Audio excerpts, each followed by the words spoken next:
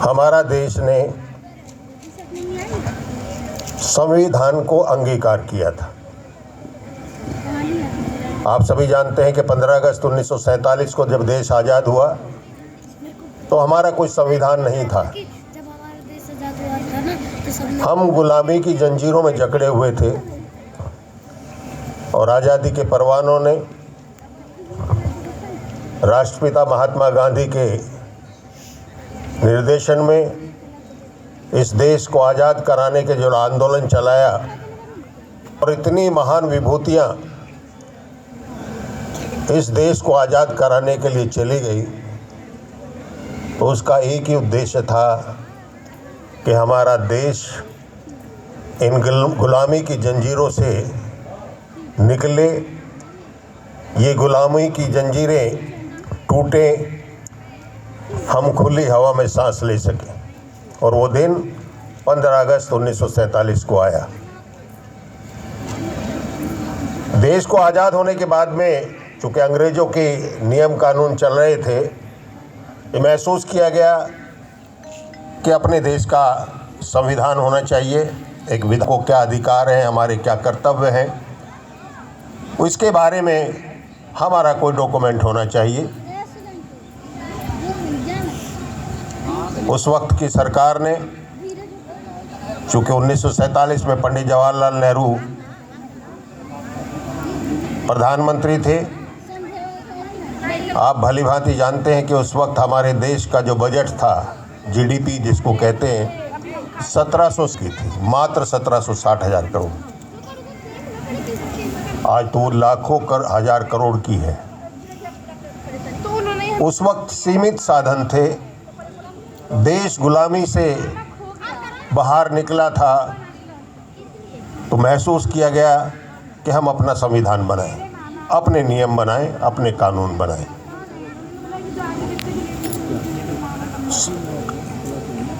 1947 के नवंबर के महीने में संविधान सभा का गठन किया गया और उस संविधान सभा का जो आयोजन हुआ, गठन हुआ, उसके अध्यक्ष बनाए गए हमारे डॉक्टर भीमराव अंबेडकर जी। भीमराव अंबेडकर जी ने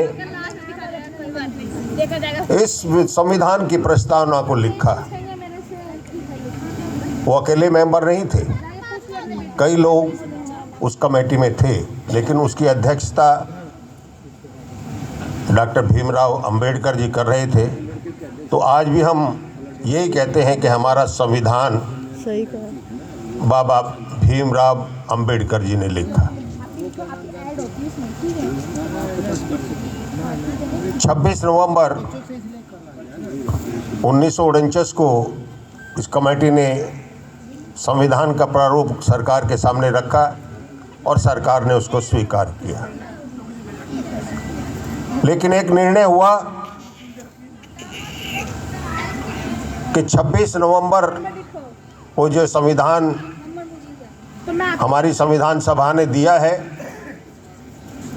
उसको हम उस दिन से लागू करेंगे जिस दिन पूर्ण स्वराज का नारा दिया गया था। 26 नवंबर 1930 को कांग्रेस के अधिवेशन में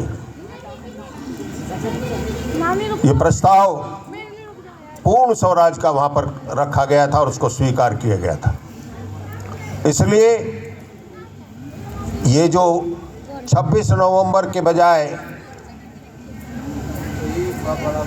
26 जनवरी 1950 को हमारा संविधान हमारी सरकार ने अंगीकार किया। इसलिए उस दिन हमारे डॉक्टर राजेंद्र प्रसाद जी हमारे राष्ट्रपति बने और हमारी ये परंपरा निरंतर चल रही है। हम हर वर्ष गणराज्य दिवस को भी मनाते हैं, जो 26 जनवरी के रूप में मनाया जाता है। हम अपना स्वतंत्रता दिवस भी मनाते हैं, जो 15 अगस्त को हम मनाते हैं। ये इसलिए हम मनाते हैं कि हमें उन लोगों की याद रहे जिनकी वजह से हमें आज़ादी मिली। अभी यहाँ एक गीत गुनगुनाया जा रहा था, वो ऐसे गीत थे जिनको गाते हुए लोग फांसी के फंदे पर चले गए। उनकी कुर्बानी कितने लोगों की कुर्बानी है, हम कुछ लोगों को याद करते हैं। इतिहास में जिन लोगों के नाम हैं जो हमको पढ़ाया गया, उतने ही नाम शायद हम जानते हैं, लेकिन कुछ ऐसे लोग भी हैं जिन्होंने अपनी चुपचाप अपनी जान भी दे दी और इस देश के लिए कुछ करके गए हैं। उनको भी मैं अपनी श्रद्धांजलि अर्पित करता हूं कि जो ऐसे बंधु जिनका कहीं इतिहास में नाम नहीं है लेकिन स्वतंत्रता आंदोलन के सिपाही रहे हैं और इस देश की आज़ादी में उनकी भागीदारी रही है। मैं आज इस मंच से यहाँ पर जो आयोजक हैं उनमें कुछ मेहमान हमारे बैठे हैं, हमारे प्रधान जी बैठे हैं बलवीर जी, अरे आप आ जाओ ना, आ जाओ ऊपर। जेपी माथुर साहब, राजेश पांचाल जी, बलबीर जी, सुरेश सोलंकी जी, अशोक जी, धर्म सिंह जी, फतेह सिंह जी, दया प्रकाश जी, दिनेश मिस्त्री जी, अमन गौड़ जी, निरंजन लाल जी, जगदीप नारायण, उदय भान जी, अवधेश जी और राजेंद्र जी, इन लोगों का सहयोग इस आज के कार्यक्रम को रहा है। मैंने 26 जनवरी का एक छोटा सा इतिहास जो इतिहास में है वो आप लोगों को बताने का प्रयास किया कि हम 26 जनवरी का आयोजन क्यों करते हैं। आज के दिन हम अपनी शक्ति का प्रदर्शन भी करते हैं। हमारे सैनिक, हमारे जाबाज सिपाही जो सीमाओं पर खड़े रहते हैं, वो किस तरह के हथियारों का उपयोग करते हैं, किस तरह की तोपों का इस्तेमाल करते हैं, किस तरह के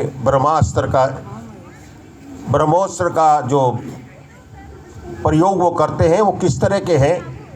आज के दिन हम अपनी शक्ति का प्रदर्शन राजपथ पर, राजपथ अब चूँकि पुराना नाम है, कर्तव्य पथ उसको कहा जाता है, कर्तव्य पथ पर आज पूरे साज सज्जा के साथ हमारे सैनिक अपने कर्तव्य दिखाते हैं।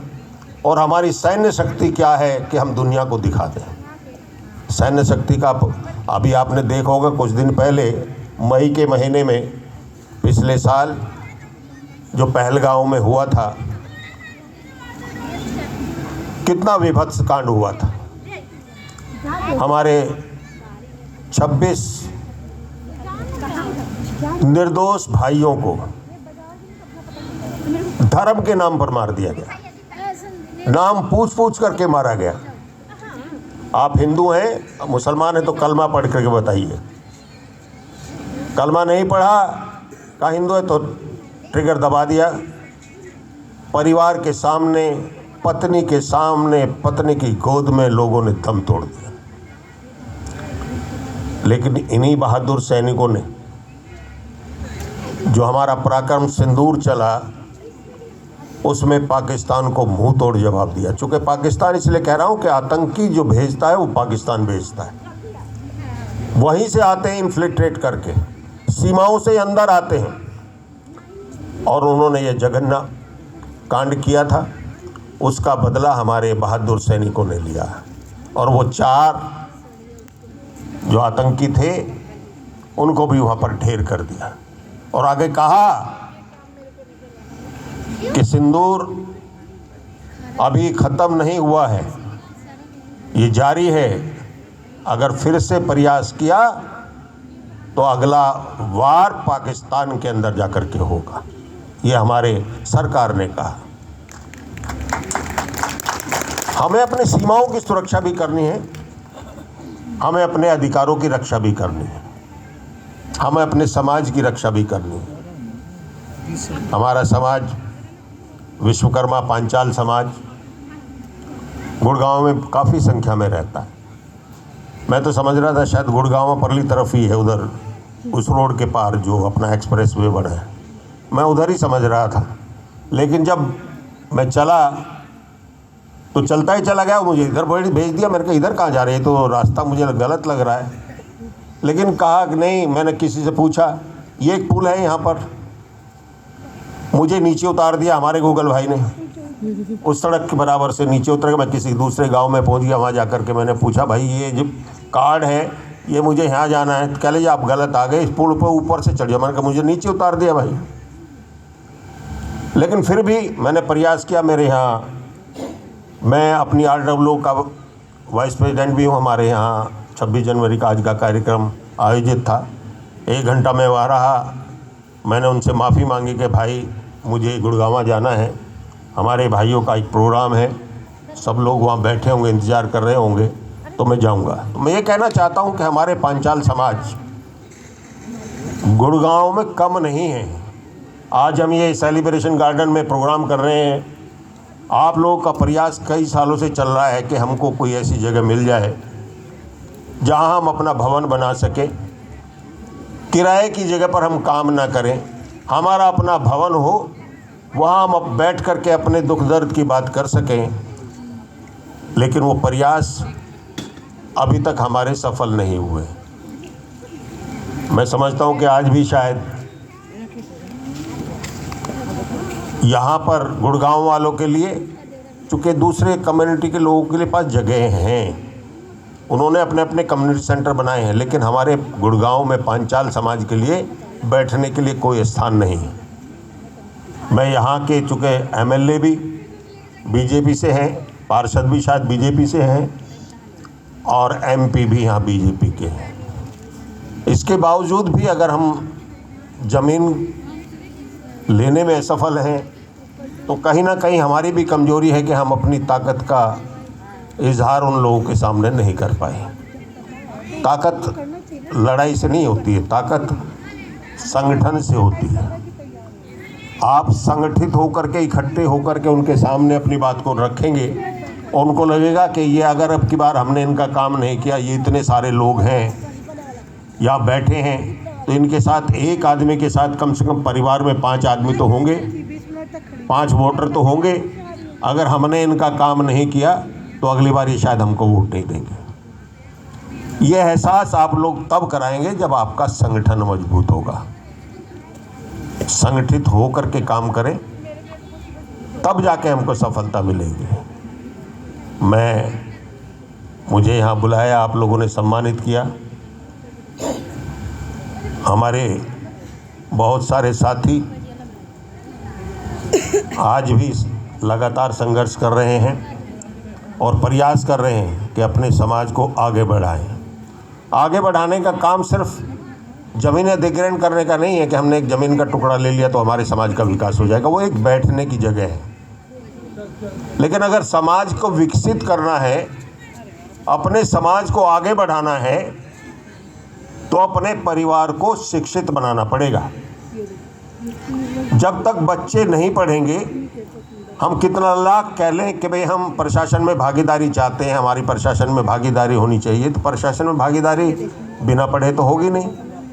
अगर आप पढ़ेंगे नहीं तो आपकी भागीदारी कैसे होगी? आपके बच्चे, अगर सारी सरकारें IAS चलाते हैं, सारा प्रशासन DM चलाता है, तो ये लोग, इनके पास सारी सरकारों की ताकतें होती हैं और ये सब लोग हमारे में से चुन करके जाते हैं, एग्ज़ाम पास करते हैं, कंपटीशन में बैठते हैं और वहाँ से पास होकर के जाते हैं, तब वो IAS IPS बनते हैं। अपने बच्चों को पढ़ाओ। एक वक्त की रोटी नहीं भी खानी पड़े तो मत खाओ, लेकिन समाज को विकसित करना है, आगे ले जाना है, प्रशासन में भागीदारी करनी है। किसी को DM बनाना है, किसी को सेक्रेटरी बनाना है, किसी को SP बनाना है, तो पढ़ लिख करके बन पाओगे, बिना पढ़े तो नहीं बनोगे। शिक्षा मूल मंत्र है किसी भी समाज को विकसित करने का। मेरा समाज तभी बढ़ेगा, मैं तो कल्पना करता हूँ कि शायद मेरे पांचाल समाज में अब पिछले 2-3 सालों में कुछ IAS आए हैं, बच्चे पास कर करके उनकी पोस्टिंग भी हुई है और हम लोगों ने उनको सम्मानित भी किया है, लेकिन अभी वो नगण्य हैं। टिट पर देख सकते हैं 3 होंगे, 4 होंगे, दूसरी बिरादरियों की जो बहुत संख्या में आपसे बहुत कम है, लेकिन उनके आईएएस आईपीएस बहुत ज़्यादा हैं। चूँकि उनके यहाँ पढ़ने का रिवाज है, वो कम होते हुए भी हमसे आगे हैं और हम अधिक होते हुए भी उनसे पीछे हैं। मेरा अनुरोध है, फिर से मैं अनुरोध करना चाहता हूँ कि अपने बच्चों को पढ़ाने में कमी मत रखो, उनको पढ़ाइए लिखाइए और एक ऐसी धरोहर बनाइए समाज के लिए ताकि वो सारी उम्र आपके काम आ सके। एक मेंबर पार्लियामेंट, एक एमएलए, उसकी लाइफ कितनी आप चुन करके भेजते हैं, कितनी होती है? 5 साल। एक बार चुन के गया, काम करेंगे तो रहेंगे, नहीं रहेंगे तो घर बैठेंगे, वो दोबारा तो एमपी बनेंगे नहीं या एमएलए बनेंगे नहीं। लेकिन अगर किसी बच्चे को आपने पढ़ा करके यूपीएससी का एग्ज़ाम पास करा करके उसको अगर आपने आईएएस बना दिया तो कम से कम 30-35 साल आपकी सेवा करेगा, उसको कोई नहीं हटा सकता। उसको दोबारा वोटर की ज़रूरत नहीं है और वो आप लोग हैं जो ये तैयार करेंगे, वो पौध आप लोग तैयार करेंगे। तो मेरा अनुरोध यही है कि हमें अगर अपने समाज का विकास करना है तो अपने बच्चों को पढ़ाइए। इन्हीं शब्दों के साथ मैं आप लोगों का आभार व्यक्त करना चाहता हूं कि आप लोगों ने मुझे बुलाया और मैं यहाँ आया। आज पुनः मैं आप लोगों को 77वें गणतंत्र दिवस की बधाई भी देना चाहता हूं। और हमारे मध्य में भाई अमन गौड़ जी हैं, ये हमारे साथ दिन रात काम करते हैं, ये हमारे महामंत्री भी हैं अखिल भारतीय विश्वकर्मा